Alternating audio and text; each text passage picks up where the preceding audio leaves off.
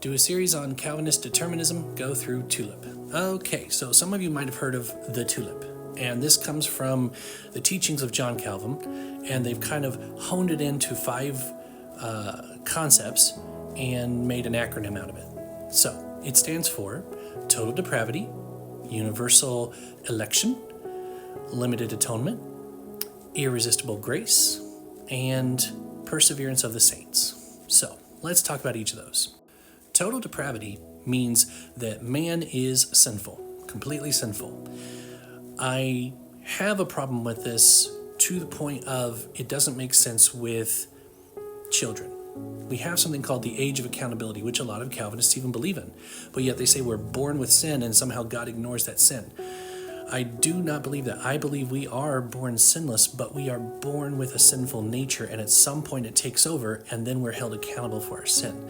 It does seem somewhat clear in the Bible. Now, this is honestly a debatable matter. What we can agree on is that children who die young, they don't go to hell. We can't agree on that, most of us. So let's talk about unconditional election. So first off, what's election? It means you're chosen. Just like we elect people today, the people choose those people. Well, it's saying God chose you, and you have no say in it. That's what it's saying. Now, I believe that both are true. I believe you choose God, but first he chooses you, knowing you would have chosen him.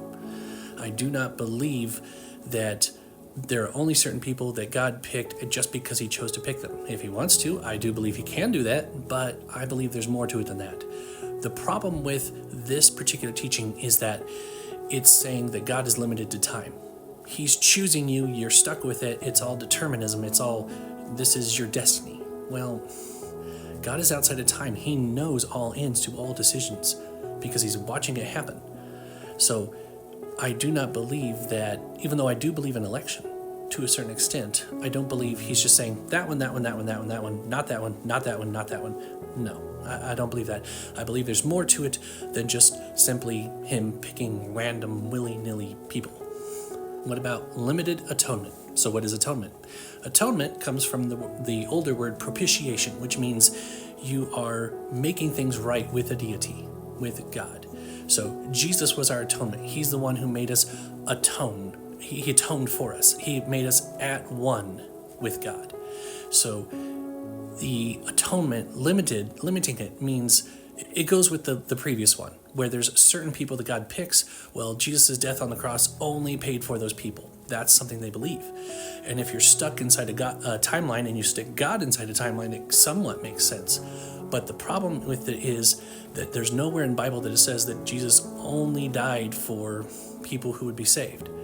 I believe in a universal potential, that those who would be saved have the possibility to be saved because the blood can cover all sins. Just not everybody chooses it.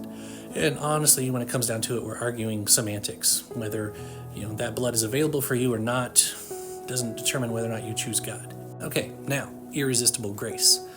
What this means is that when God draws you to himself, you can't resist it. You can't say no. Well, I do have a problem with this. Now, while I do believe that God's grace is very alluring, the problem is that you can quench the prompting of the Holy Spirit right here. The Holy Spirit can draw you to do something and you can say no. Now, you face the consequences of those actions, but the Bible is clear. There are choices involved. Now, finally, perseverance of the saints. Now, perseverance of the saints, I do have a lot of respect for. What this is saying is that if you continue in your walk with Christ, you're held safe. Now, with the Calvinists, and I actually agree with them on this, is that you are kept safe no matter what you do. That you are saved. If you've made that commitment, you're going to mess up, you're going to make mistakes, but you're still saved. You don't lose your salvation.